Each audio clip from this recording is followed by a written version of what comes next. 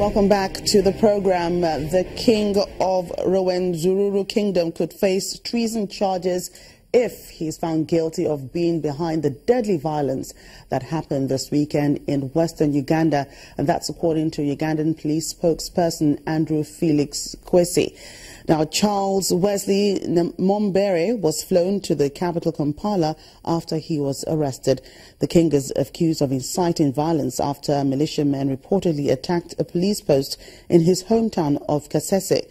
This comes after Ugandan opposition leader Kizza Besigye decried the killings, calling it a genocide. The Ugandan police have also dispersed people trying to reach a mortuary to recover bodies of their relatives killed in the violence. It's been 7 years since President Yoweri Museveni recognized the kingdom, which has a long history of separatism and whose community complains of being marginalized by the central government.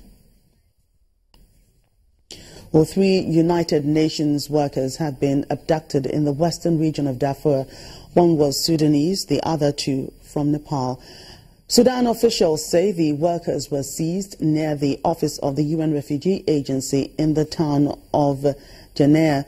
Meanwhile, Sudanese activists on social media have called for 3 days of civil disobedience, which started yesterday.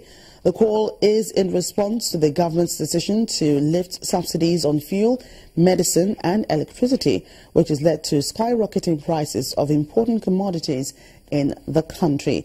Sudanese have been posting photos on the Twitter handle of the empty streets in Khartoum and other parts of the country. Well, President Barack Obama has expanded the legal scope of U.S. military action against Al-Qaeda launched following the 9/11 attacks in 2001 to include the Al-Qaeda-linked Al-Shabaab militant group in Somalia. Now, the move is seen as necessary to bolster the legal basis for increasingly wide-ranging operations against the group, which are being carried out to support African Union and Somali government forces. Now, it says special operation troops, private contractors, airstrikes and allied African countries are all being used against the militants. The new legal framework is reportedly expected to be revealed in a letter to the U.S. Congress next month. Earlier moves to expand the legal scope of military action against Al-Qaeda to new countries have faced criticism from some legal experts. Gambia's President Yahya Jammeh has suspended his campaign for next Thursday's election as a mark of respect for former Cuban leader Fidel Castro. Mr. Castro, who ruled Cuba as a one-party state for almost half a century, died on Friday, aged 90. Mr. Jammeh had close links to him, and Cuba was one of the first countries to establish diplomatic relations with Banjul after Mr. Jammeh took power in 1994 following a coup. Cuban doctors have also been working in the Gambia. Mr. Jammeh is seeking re-election for a 5th term, and for the first time he will be facing a single major opposition candidate. Meanwhile, there has been widely contrasting reactions to the death of Cuba's former president, Fidel Castro, communist revolutionary and president of the Caribbean island nation for nearly half a century. Well, he is regarded as a major opponent of the West, especially during the Cold War. For his reputation in Africa, he is remembered for the tens of thousands of Cuban doctors sent to the continent and for his assistance to those fighting to end apartheid rule in South Africa. The authorities in Zimbabwe have rolled out a new national currency despite widespread public condemnation of the move. The central bank says the notes are on par in value to US dollars and will be released on a limited basis to avoid flooding the market. Now, for years, Zimbabwe has used the US dollar and other international currencies after it abandoned the inflation-hit Zimbabwe dollar. And moving on to the next story now.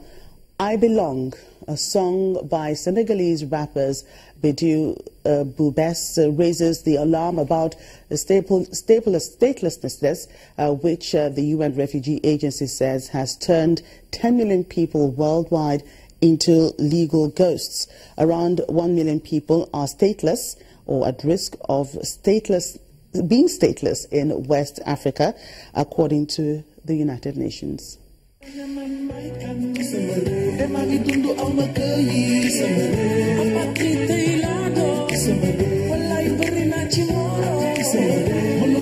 Senegalese rap group Boubès is calling attention to the plight of those who are stateless with their new song, I Belong.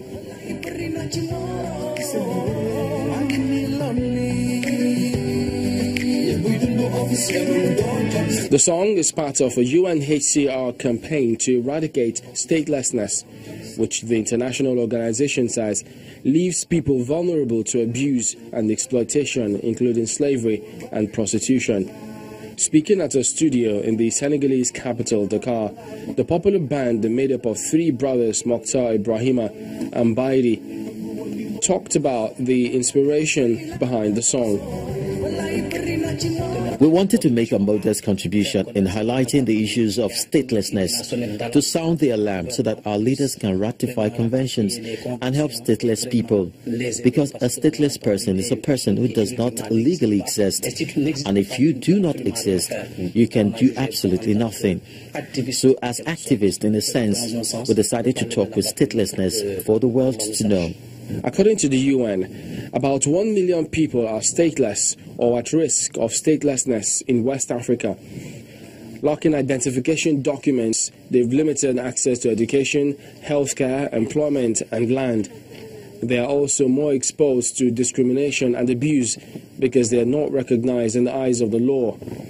Conflicts in Central African Republic and Boko Haram in Nigeria has also forced hundreds of thousands to find refuge throughout the region.